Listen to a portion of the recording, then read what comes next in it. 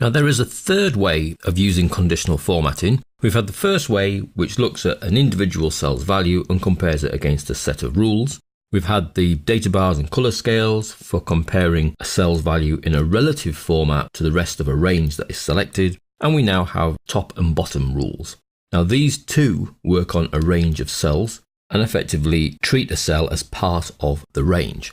So if we look at March this time and highlight all of our sales cells for every region, for every item that has been sold, and then go to conditional formatting and look at the options in the top bottom rules.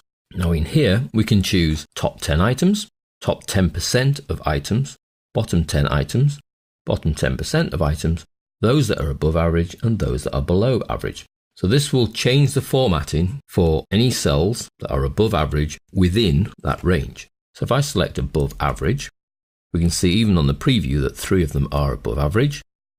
And we can choose, as previously, from the predefined conditional formats, or we can custom format our own. So say, okay, all those that are above average, let's make them go bold. Change their fill to an orange colour and their font to a light grey. Okay. And we can see that that occurs when we say OK and click away. We've got 3 of them in above average.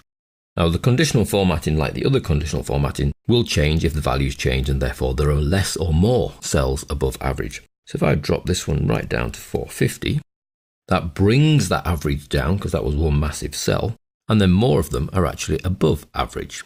Whereas if I take this one up to 490, that again alters the dynamics and the average changes and different ones are then classed as above average. So these top and bottom rules apply to a range of cells and you can get it to highlight the top 10 or 10%. Obviously the top 10 in this particular case is not going to leave many free because there's only 12 cells, but certainly the above average and the below average are great options here for getting them to highlight. If we were to do this in April, for example, that hasn't been done, select all of those cells, conditional formatting, top and bottom. Let's go with the top 10%. And we'll just pick the default option light red with dark red text.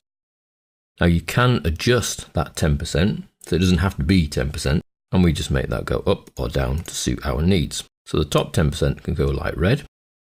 We can then add an extra condition. Let's say the bottom 10%. So we're selecting the top and that goes one color. And then we're selecting the bottom, but it defaults to the same color. So we need to choose a different color. Let's go for green and then OK. That way we can see the top 10% go red and the bottom 10% go green.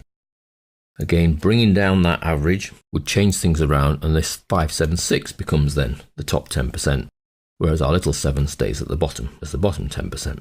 So the conditional formatting has 3 different conditional options, changing an individual cell based on its own value against a set of criteria, the data bars and colour scales, which compares a cell's value with others in a set range, and the top-bottom rules for allowing you to select the top X, should we say, and the bottom X based on a cell's individual value, again in relation to a selected range.